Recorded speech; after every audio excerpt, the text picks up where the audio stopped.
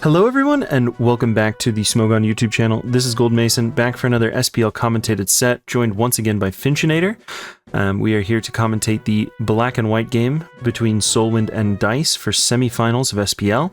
It's heating up, and the Tyrants and the Classiest are hoping for a victory to propel them to the finals of the tournament. How you doing today, Finch?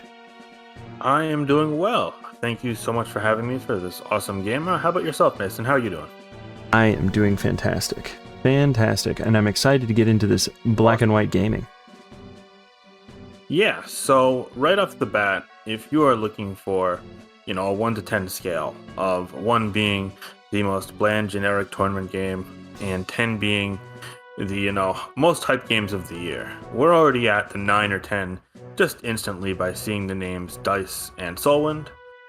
Starting with SoulWind, he's perhaps one of the best players of all time, and without, much doubt, much controversy, the best black and white player of all time. DICE, however, is firmly entrenched in that, conversation, in that first or second tier of black-white legends as well. These guys are, simply put, the best of the best. However, they do it in completely different ways. SoulWind has been the master of, balance and bulky teams, sometimes bulky offense, doing it, across different contexts, different years, different, stages of the metagame, but really just the most consistent player out there. One season he went 9-0. Historically, he's won Smogon Classic and Smogon Tour with Black-White and Black and White Cup. His resume in Black-White alone triumphs over that of the resumes of many, strong players across all generations. And DICE is no stranger to success either, having done well in, Smogon Classic and SPL many a time. In fact, DICE has been a consistent, 6 or 7 game winner in tours like SPL. So it's no shock that they're both in Black-White this SPL. However, it actually hasn't been the best season for either of them. SoulWind's been around even, I think going 5-4, 4-5 in the regular season, and DICE has been negative. He only has 3 wins, I believe, heading into this game. He has struggled at points with team choices. DICE is kind of a high roller. He likes to take some risks, be very creative in the team builder, and I have the utmost respect for that because it really pushes forward the metagame. But this season, there have been some games where it's been very uphill for him.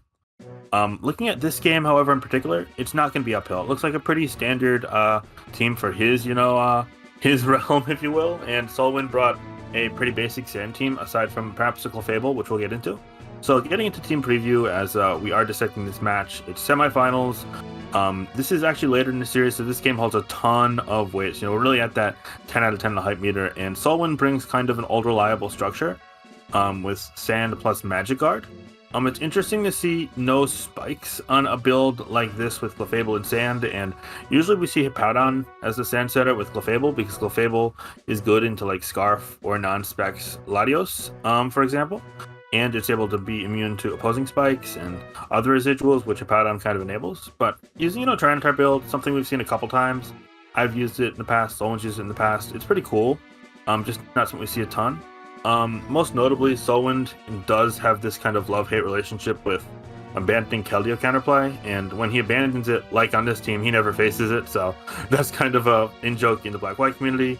On the flip side, though, DICE's team looks like another kind of Sand, Magic Guard team, but he doesn't have the Sand, so it's another little gimmick of it.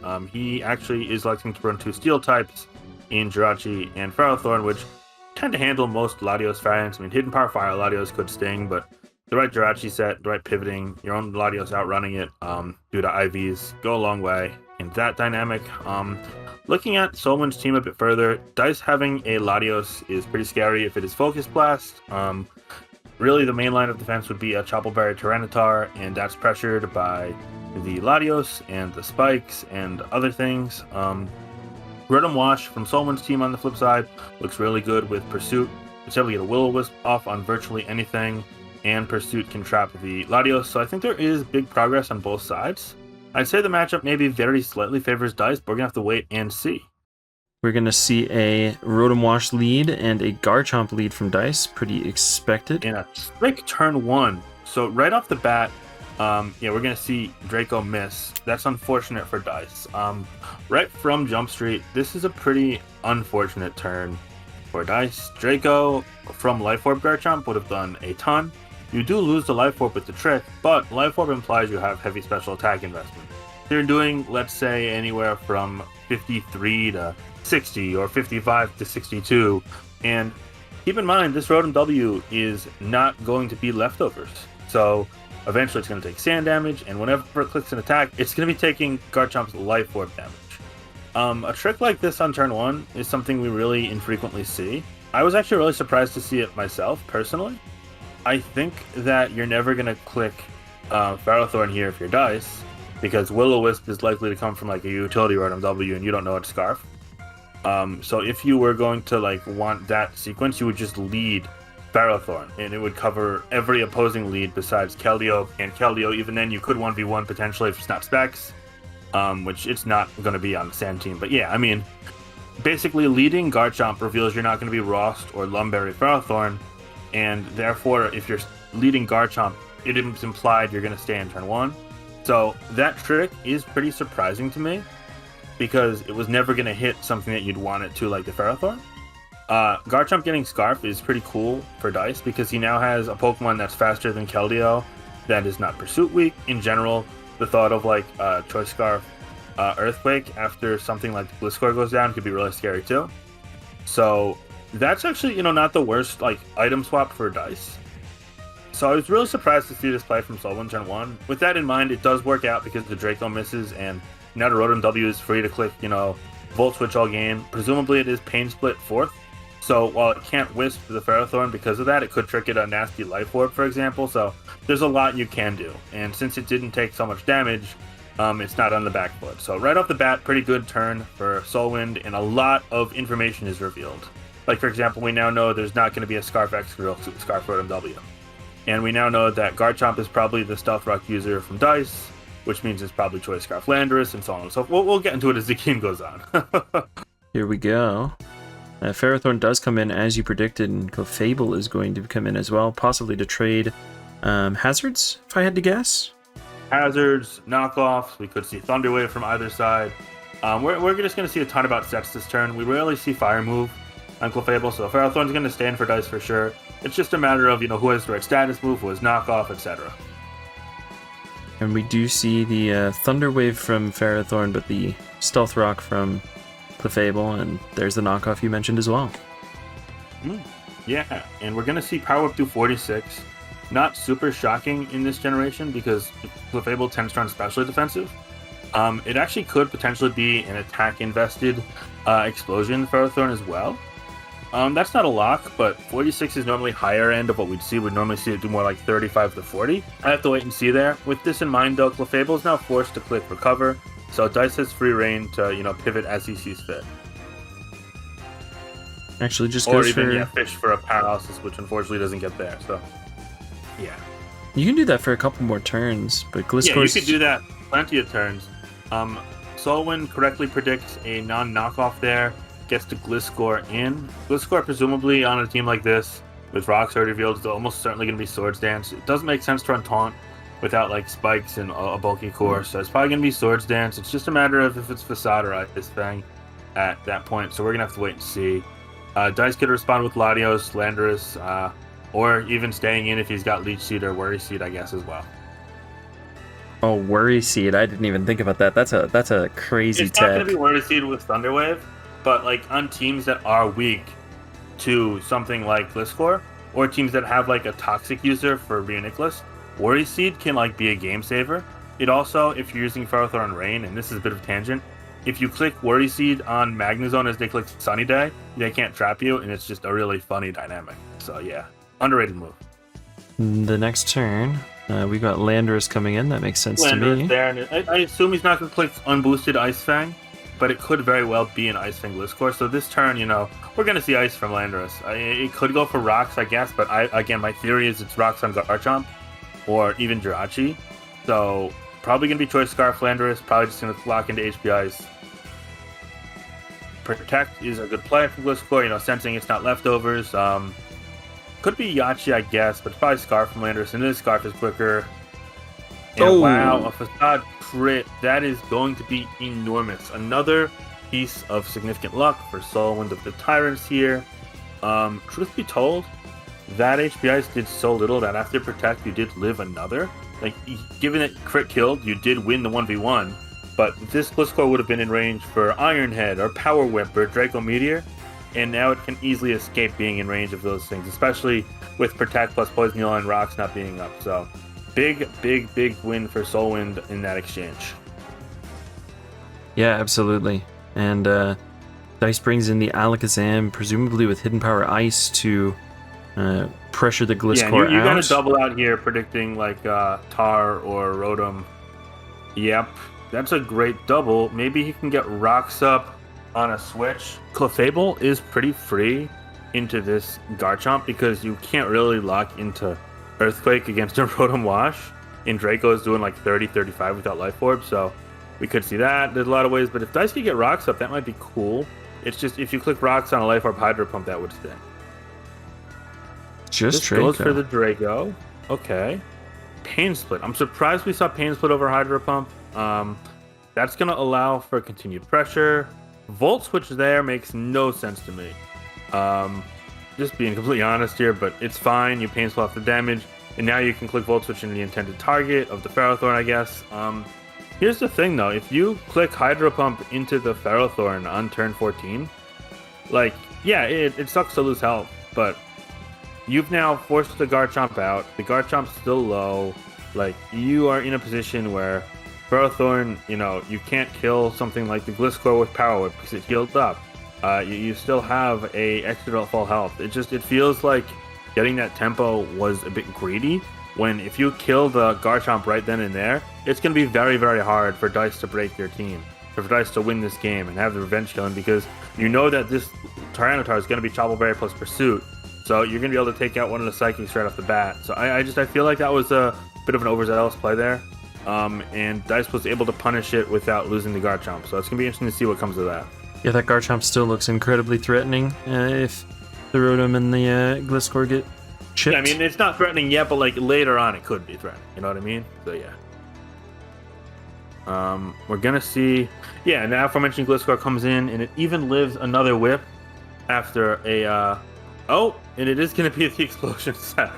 Well, that's actually really good for Dice, because now Earthquake looks strong if you can take out the Rotom W, and Jirachi is not what you're gonna use to take out the Rotom W. So again, we see SoulWind clawing ahead, but at least that explosion was kind of a little bit of an equalizer. So it's gonna be interesting to see how Dice, tries to approach this pressure sequence.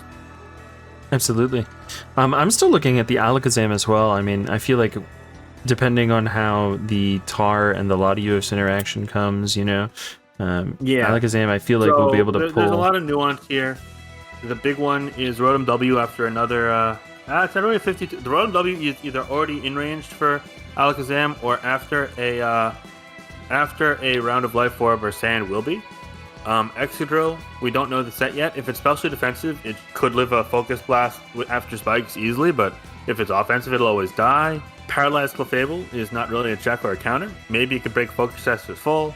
Keldeo is dead, so Tyranitar with Chople Berry is big. I mean, Dice's win condition could very well boil down to hitting Focus Blast if he has Focus Blast, so a lot hangs in the balance there, I'd say. Let's see what the Jirachi and the Rotom do. Actually, we're going to see a switch to Latios or Garchomp. Garchomp comes in another Volt Switch. Draco, yeah. So Draco in the clef does no damage whatsoever there. And again, it is Choice Scarf locked. So good play here from Dice. Big full power there. Flowing back into the game. I wonder if we're going to see a double switch to something like a Latios here, or maybe just an attack that'll hit the Rotom W. Because no way is a Clefable staying in here, right? I don't believe so. I think it's just going to go to Rotom. Potentially maybe try to heal, but nah. Oh, well. Dice keeps him honest, and SoulWind gets to play right. Now we see Latios here on the Volt Switch. There's the Tar. Normally is really good. I don't like this Tyranitar, actually. Like, you presumably are Colberberry or White Herb or Choice Specs on this Latios. You're not going to be Scarf because it revealed, Scarf on Landorus before, more or less, and you want to have a set that can chip things like Tyranitar or cripple things like Ferrothorns. You're going to want to trick or or Hidden Power Fire or Draco plus Herb to do that for the Alakazam later on in the game. So all of those options have potential to really damage this Tyranitar, especially Colbur Berry and Choice Spec. Spec Surf would put it in Focus Blast range after hazards. A Colbur Berry could live any hit and then get 2 hits off to leave it in Alakazam range after hazards. So going straight Tyranitar here feels pretty risky to me. I almost feel like going Clefable and like forcing it to reveal its set, or either going to Clef, baiting the Draco, maybe doubling into the Excadrill. But with that in mind, the play is the play. We've seen it take entry hazards now. This is arguably one of the flaws of SoulWind's team, in that if you trick turn 1, you don't really have anything faster than Keldeo. And the metagame has a lot of Pokemon faster than Keldeo. So it definitely makes things like Alakazam and Latios in conjunction with each other. Traditional Psychic Spam Core is pretty threatening, and Dice is known not to use Standard, so it makes sense bringing that into him, but now Dice has it, so that's big and scary. So we're going to have to see a lot about what Dice's set is on this turn. Yeah, and I fully expect the big Draco Meteor to come down and chip away. Could even be a Surf here, because if it's Colbur Berry, and that's Spec Surf, because that did 36, so yeah. You're going to let go of the Clefable here, and I guess bring in the Keldeo after you let go of that, and then Keldeo should be able to win the 1v1. I guess you could save the fodder too, but you now have a position where you were not able to trap this. You're trying to took a round of entry hazards. Alakazam hitting Focus Blast for the win is getting imminent, if you will. And we are going to see Keldeo come in, keeping the Clefable as a sack. Oh, but big crit! Big wow, crit. So that's huge. I assume we're just going to see Latios basically trade with this now. Another Surf should kill it with Sand. Ooh, high roll, doesn't quite kill it. And okay, it is HP Ice. HP Ice or Icy Wind both would have been fine there. Latios is down. Garchomp comes out. Clefable comes out. You're going to scout what moves it locks into. But Alakazam looks very scary. Incredibly so, and I think maybe Garchomp locks into like Outrage here? Oh, just Earthquake. I don't think it's Outrage. Oh, no? Okay. It's probably Stealth Rock, Draco, Earthquake, Fire Blast. A good pain split there, because that's going to leave this Rotom W healthy enough to be able to withstand a Focus Blast or a Psychic move. So you're probably not going to want to risk this taking like an Energy Ball or a Thunder, depending what Jirachi has. So we could see a switch to Excadrill here. I wonder if Dice might double switch back to that Garchomp, or if he sees that as too risky. There's a ton of possibilities on this turn. We're going to have to see what happens. We are going to see Excadrill come in on an Iron Head. All right. I wonder if he goes for the flinches, or if he just... Oh! Just wow. takes the sash I did damage. not expect that. Okay. So now it really is Focus Blast Roulette. He's going to connect. It is indeed Offensive Drill. That's going to die. Okay, Tyranitar comes in here now. You always just are clicking Pursuit. That's a given. So now it's a matter of can this Garchomp plus Jirachi beat whatever is left of this Tyranitar in the Rotom Wash? Because this turn's kind of formality, and then it'll be very interesting to see. So there's going to be some mind games here to end this game. Absolutely, and here is the pivotal turn. Actually just goes for a Signal Beam. That's fine. So it puts it in the Earthquake and Iron Head range. That makes sense. You go Jirachi here. You probably just click Iron Head on this turn. Thunder! Wow! Big Thunder. That puts it into Draco Meteor range, but you can't Draco Meteor lock, because then Tyranitar wins the game. He goes for Iron Head, he gets the flinch. A lot's going to come down on this. He's going to go for another one. He goes to Garchomp. Garchomp on this. Pain Split. Okay. Interesting here. It's now... So Pain Split makes sense, because now you're outside of Thunder range for later, but this turn is huge. If you click Draco, yeah, he does. Okay. If you click Draco on Tyranitar, he could have potentially won with a Pursuit on a switch, but Dice got that turn right. You could have clicked Earthquake on the Tyranitar, but if you click Earthquake on the stay-in and you get that wrong, you lose the game if you don't get really lucky Jirachi. It was really kind of a big mind game. Weighted odds favored Dice because he had a Thunder Jirachi in the back, of course, but yeah, really crazy crazy game overall. Dice got unlucky early on, and then a bit lucky later with the crit on Keldeo, but overall a really intense, good game between two great players. That final 50-50 is just so huge. Clicking Draco into the Tyranitar possibly loses the game, and Dice finding if you get it wrong when you click Draco, like in theory you could get Pursuit trapped or just crunched to death by Tyranitar, but you also still have the chance where, since Rotom W isn't lefties and Xander's up, I think you probably only need 1 or 2 flinches, and then Thunder can kill, but those flinches are 60-40, Thunder is 70-30, and Life Orb Hydro Pump from a special attack invested, a variant of the Rotom Wash, and also you could get Pain Split up, so there's a ton of possibilities for that one-on-one there.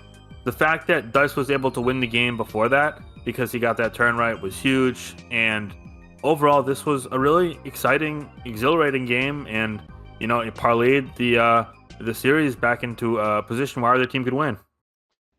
Well, thank you for joining me, Finch. This was an absolute pleasure to get to commentate a black-white game with you. You have a lot of really good insights. A lot of really good insights and some really bad ones. Hey, it happens. It happens to the best of us, don't we think? Well, thank you everybody for joining us. This has been Gold Mason and Finchinator, back for another SPL commentated set. This one was Dice versus SoulWind for semifinals. Thank you for having me. Have a good one. Yep, we will catch you guys later.